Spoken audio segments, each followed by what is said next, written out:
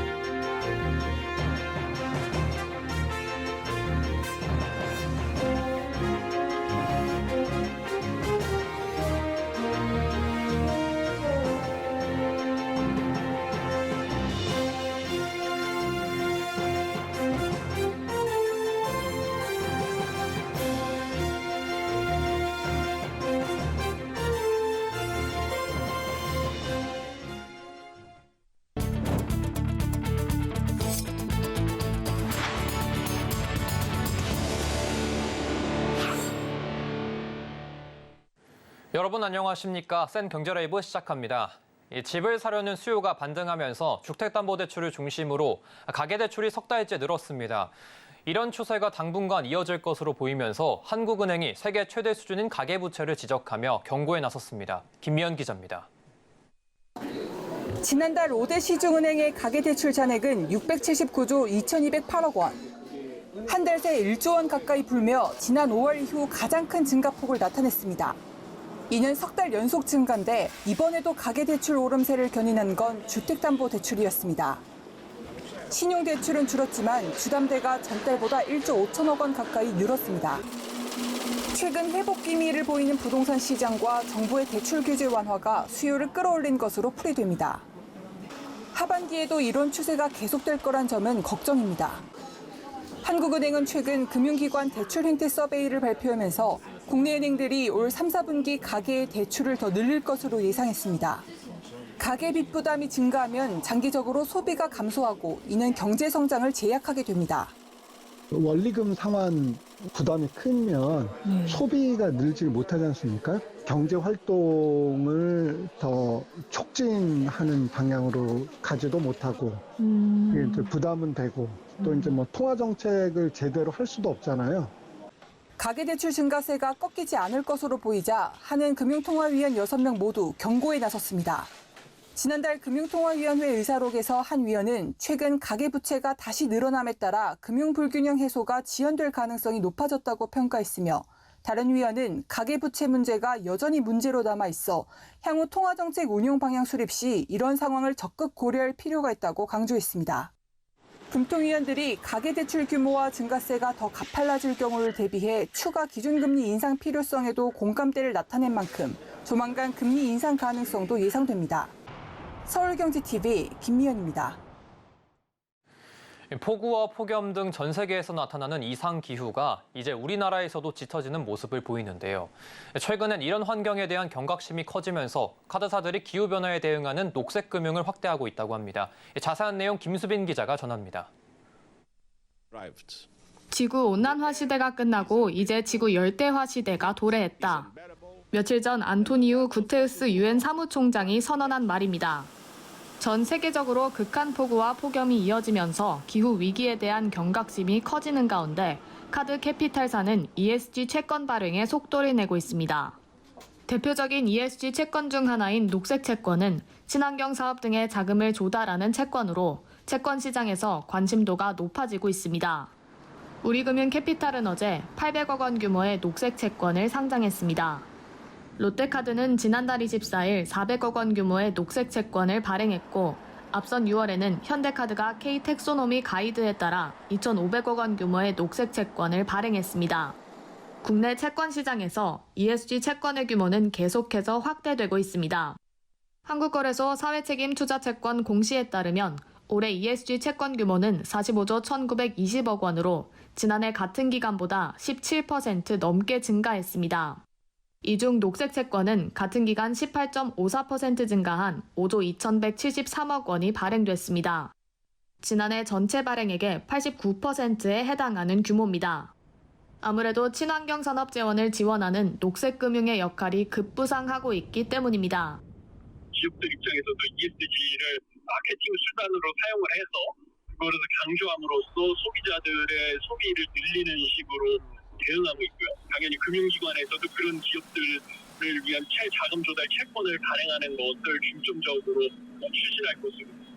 기후행동은 더 이상 미룰 수 없는 하나의 과제로 자리 잡은 만큼 카드사는 물론 금융권 전체에도 녹색 금융 열풍은 계속될 것으로 보입니다. 서울경제TV 김수빈입니다. 대형 K-팝 공연장과 영화 스튜디오 등을 조성하는 K-스타월드 사업이 차질을 빚고 있습니다. 중복된 행정 절차로 사업 기간이 길어지고 있기 때문인데요. 중소기업계와 하남시는 규제를 해소해달라고 목소리를 높였습니다. 윤혜림 기자입니다. 중소기업계와 하남시가 K-스타월드 조성 사업을 위해 기업 활동을 위축시키는 이른바 킬러 규제를 없애달라고 요구했습니다. 그리고 나머지 과제가 하나예요, 지금. 25년 착공하겠다고 하는데 한 40개월 전후가 걸리는 거예요. 패스트 트랙으로 외자 유치를 통해서 일자리를 만들고 이 자리가 오늘 중소기업중앙회와 하남시는 하남 K-스타월드 내 공연장 유치와 중소기업 배우단지 조성 설명회를 열고 사업 추진 경과와 건의사항 등을 발표했습니다. K-스타월드는 미사섬 300만 제곱미터 부지에 대형 K-팝 공연장과 영화 스튜디오, 영상문화 복합단지 등을 조성하는 사업입니다. 현재 큰 걸림돌이었던 국토교통부의 그린벨트 해제 위반이 지난 25일 통과됐고 세계적인 미국 엔터테인먼트 회사인 메디슨 스퀘어 가든 스피어 측이 투자 의사를 밝혔으나 긴 사업 기간으로 난항을 겪고 있는 겁니다. 이에 하남시는 타당성 검토 기간을 단축하고 그린벨트 해제와 도시개발구역 지정과 같은 중복된 절차를 동시에 추진하는 등 패스트트랙을 적용해 사업 기간을 40개월에서 25개월로 단축시켜달라고 건의했습니다. K컬처 중소기업 배우단지 조성으로 중소기업 참여 기회가 확대될 수 있는 만큼 중기중앙회도 사업 추진을 위해 노력하겠다고 밝혔습니다. 배우단지 조성을 해서 그런 업종들을 유치해가지고 직접적으로 일을 할 수 있는 그런 계획을 가지고 있습니다. 정부 측에 필요한 부분들을 적극적으로 좀 앞장서서 노력을 하고. 서울경제TV 윤혜림입니다. 카카오뱅크가 올 상반기 예상을 뛰어넘는 깜짝 실적을 발표했습니다. 주택담보대출이 급속 성장한 게 주요 배경인데요. 올 하반기는 이런 여신 성장보다 내실 다지기에 집중하겠다는 계획을 내놨습니다. 민세원 기자의 보도입니다. 카카오뱅크는 오늘 올 상반기 1,838억 원의 당기순이익을 올렸다고 공시했습니다. 이는 출범 이후 사상 최대 기록이며 같은 기간 영업이익도 52.5% 증가하며 확연한 성장세를 나타냈습니다. 카뱅의 역대급 호실적은 주택담보대출의 가파른 성장이 견인한 것으로 분석됩니다. 카뱅의 2분기 주담대 잔액은 전분기 대비 무려 2배가 넘게 불어난 5조 5천억 원. 주담대가 전체 여신 잔액에서 차지하는 비중도 16%까지 올라섰습니다. 카뱅의 은행권 주담대 시장 내 점유율도 7.1%까지 뛰어올랐습니다. 이는 금리 경쟁력 덕인데 6월 기준 카뱅의 주담대 평균 금리는 4.02%로 16개 은행 중 가장 낮았습니다. 상반기 주담대를 중심으로 여수신 규모가 크게 성장한 가운데 카뱅은 하반기에는 대출 물량보다는 수익률 개선에 초점을 맞출 것이라고 밝혔습니다. 카뱅의 2분기 순이자 마진은 조달 비용률 상승, 낮은 대출 금리 등으로 2.26%까지 떨어졌습니다.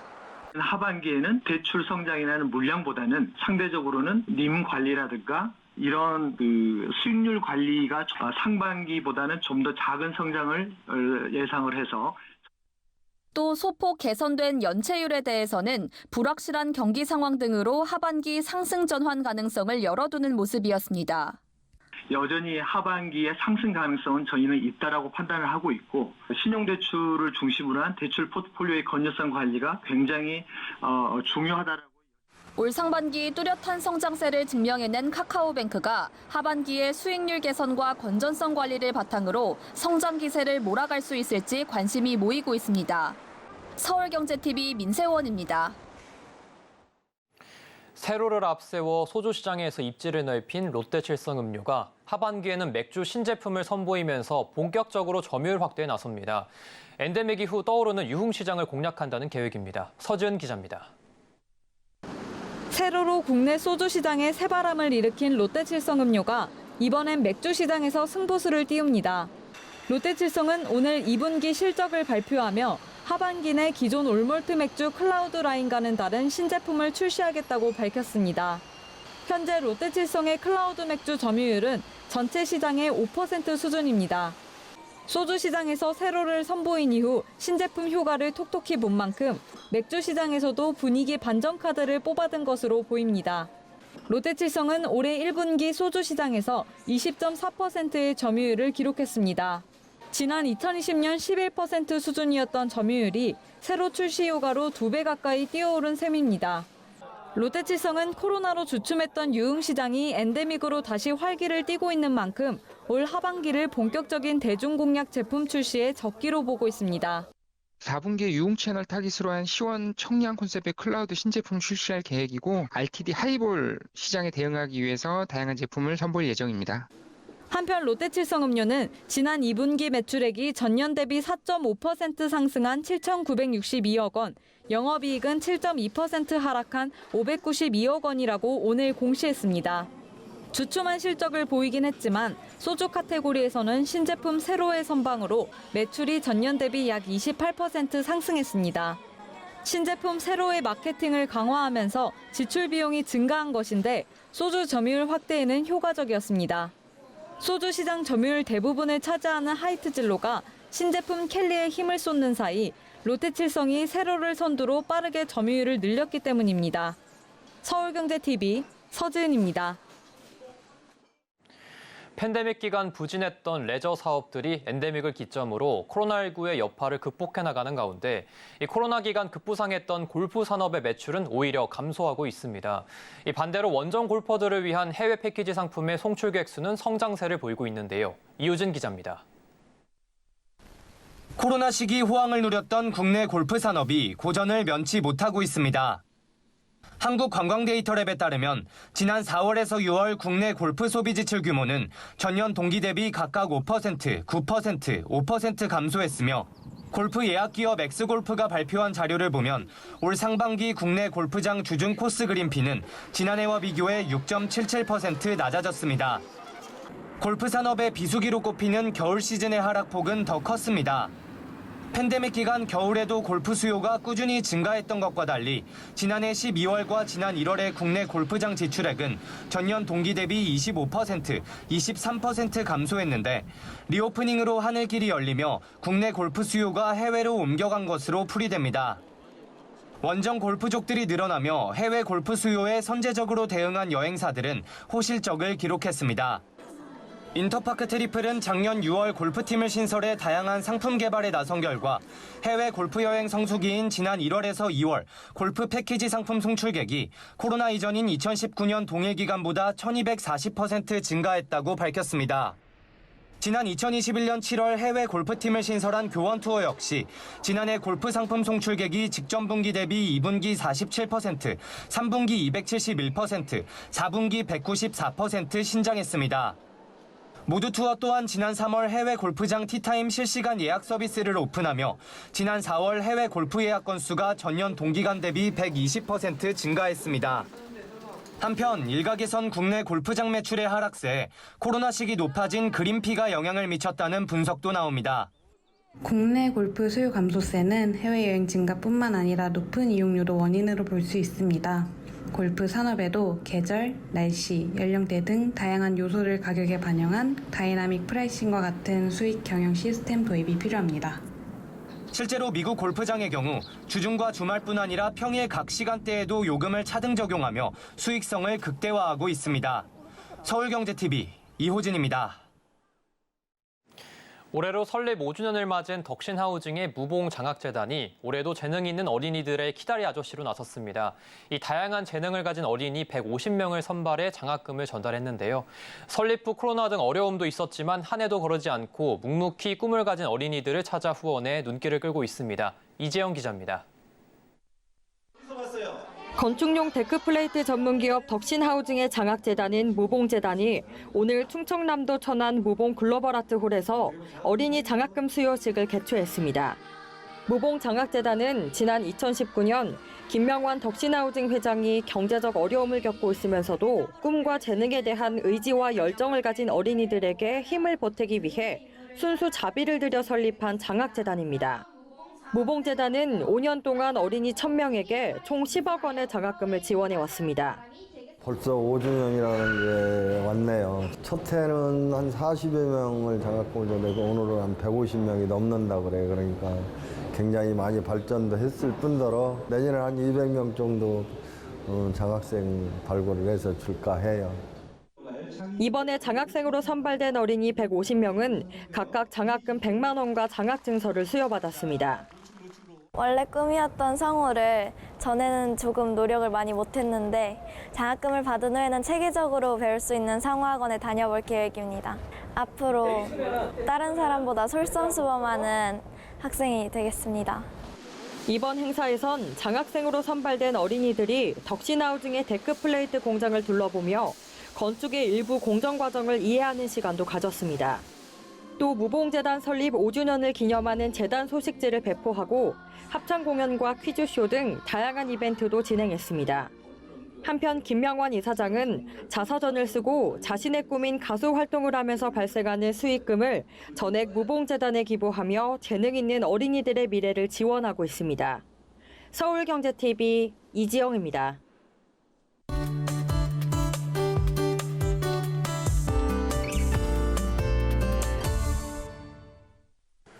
올해 엄청난 비를 뿌린 장마로 인해 농지 침수와 가축 폐사, 과수농가 피해까지 잇따르면서 식탁 물가를 청정부지로 올리고 있다고 합니다. 그래서 오늘은 장마로 인한 물가 상승에 대해 알아보도록 하겠습니다. 오늘도 K웨더 반기성 센터장 나왔습니다. 안녕하십니까? 네, 안녕하세요. 네, 올여름 기후변화로 인해 평년에 이제 2~3배에 가까운 많은 비가 내렸습니다. 농지와 가축 피해는 어느 정도입니까? 올여름에 그 장마 때 비가 내리는 모습을 보면서 정말 기후위기가 심각하다라는 생각이 들었는데요. 예. 오랜 세월 예보한 생활을 해왔음에도 이 정도 비가 내릴 것이라는 것을 실제로 예측하지 못했거든요. 특히 충청과 전북 지역으로 7월 14일부터 16일까지 3일 동안 500mm가 넘는 집중호우가 내리면서 아주 큰 피해를 가져왔죠. 농림축산부는 7월 21일까지 농지 35,068헥타르가 침수했다고 발표를 했는데 이 정도의 면적은 서울 여의도 면적 121배에 달합니다.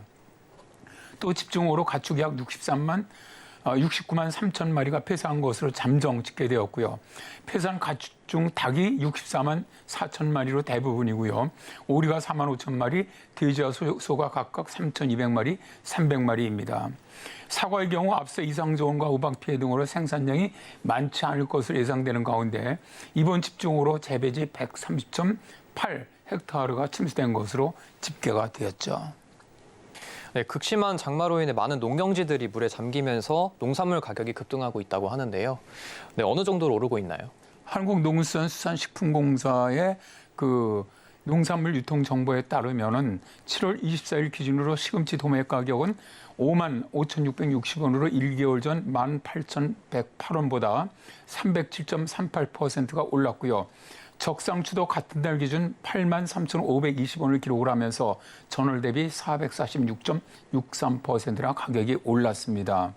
또 오이는 100개들이가 4740원에서 141,250원으로 346.71% 오르면서 채소류 가격은 전달 대비 3배에서 4배 이상 올랐는데요. 도매 시장뿐만 아니라 대형마트 소매 가격도 오르고 있습니다. 지난달 24일 한 대형마트에서는 적상추는 3,980원으로 일주일 전보다 14.4%가 올랐고 깻잎은 1,780원에서 1,980원으로 11.2%가 상승을 했고요. 로메인 상추도 11.2%가 오른 2,980원에 판매가 되고 있습니다. 오이는 전주에 비해서 195.7%가 상승을 했는데요. 이외에도 애호박 도매 가격은 20개에 36,420원으로 일주일 만에 143.8%가 올랐고 시금치 도매 가격은 4kg에 55,660원으로 일주일 만에 22%가 올랐고요. 한 달 전과 비교해 보면 207.4%가 오른 겁니다. 얼갈이 배치 도매 가격은 4kg에 17,620원으로 일주일 새 76.5%가 올랐고요. 미나리 도매 가격도 7.5kg에 52,400원으로 49.0%가 상승을 했죠. 채소의 상승률에 비해서는 낮은 편이지만 수박 한 통이 18,216원에서 28,800원으로 과일 가격도 오르고 있습니다. 네, 너무 많이 지금 오르고 있는 것 같은데 이렇게 대홍수로 인해서 장바구니 물가가 너무 많이 급등하고 있는데 각종 식품 물가들도 지금 계속해서 오르고 있다고요? 네, 그렇습니다. 아무래도 농산물 가격이 오르게 되면은 이런 식품 물가도 따라서 오르게 되거든요. 현재 농산물 가격이 오르면서 외식 물가 등 전체 물가 상승으로 이어지는 에그플레이션 가능성도 제기가 되고 있는데요. 2월의 외식 물가 상승률은 6.3%로 전체 소비자 물가 상승률이 2.7%를 크게 웃돌고 있습니다. 따라서 정부는 농산물 가격 상승이 계속된다면 단기 조치를 위해서 관련 수입물을 갖다 늘리거나 할인 행사를 유도하는 등 수급 관리에 집중한다는 방침을 세웠습니다. 또 채소만 아니라 유제품 가격도 상승을 하고 있는데요. 낙농가격과 사료값과 인건비 상승을 이유로 가격 인상이 불가피하다라고 주장하고 있기 때문이죠. 근데 문제는 채소만이 아니라 낙과 피해가 매우 큰 과일 가격이 급등할 것으로 보인다는 건데요. 통계청에 따르면 올해 보리 생산량은 97,794톤으로 1년 전보다 1.1% 줄었고요. 양파 생산도 전년보다 1.9% 감소했다고 합니다. 수파일니뇨가 발생할 가능성이 높아지는 가운데 세계 식량 생산이 줄어들 것으로 보이고 여기에 전쟁 중에도 우크라이나 곡물 수출을 가능케 했던 흑해 곡물 수출 협정까지 종료되면서 곡물 가격 인상 우려도 다시 커지고 있는데요. 지난달 홍수로 인도가 그 대홍수로 인해서 경작지가 큰 피해를 입으면서 백미, 그러니까 쌀 수출을 금지를 했고요. 올여름 유럽을 강타한 폭염으로 농산물 생산에 큰 피해를 본 스페인은 정제 올리브유 가격을 전년 대비 8% 넘게 올렸는데 전문가들은 우크라이나산 해바라기 유에 이어서 식용오일 대란으로 이어질 가능성도 있다라고 보고 있습니다. 여기에 인도와 브라질의 가뭄으로 인해서 사탕수 생산이 줄어들면서 설탕 가격이 오르고 있는 것도 부담스럽죠. 그러니까 이제 남은 가을까지 날씨가 좋아지지 않는다면 올겨울부터는 에그플레이션 가능성이 굉장히 높다는 것이 전문가들의 진단입니다. 특히 올해는 폭염과 대홍수가 번갈아 나타나거나 동시에 나타나는 현상이 발생을 하고 있는데요. 유엔의 기후위기 범정부 협의체는 최근 발간한 보고서에서 2개 이상의 기후현상이 동시에 나타나는 것을 복합 사건으로 정의하면서 이는 개별 사건의 합계보다 더 큰 파장을 일으킬 수 있다고 분석을 했죠. 기후위기로 공급망이 동시다발로 무너지게 되면 원자재 가격이 걷잡을 수 없게 치솟을 가능성이 있기 때문인데요. 기후변화로 발생한 대홍수라든가 폭염이 우리의 식탁 물가를 천정부지로 올리고 있는 것이죠. 예. 네, 오늘은 장마로 인한 물가 상승에 대해 알아봤습니다. 센 소장님 감사합니다. 네, 고맙습니다.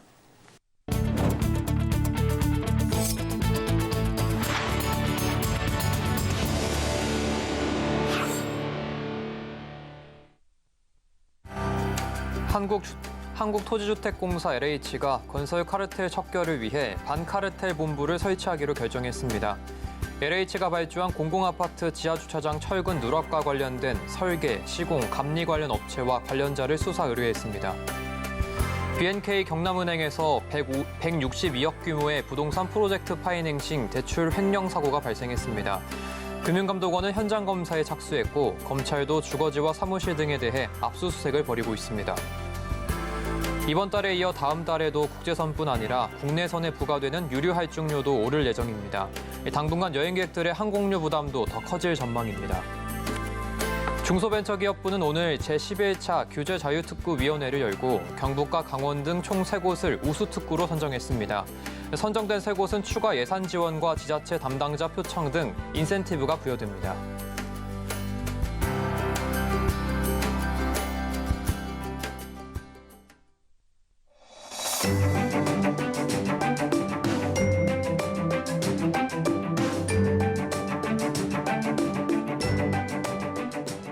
안녕하세요. K웨더 라이프스타일 예보 박성훈입니다.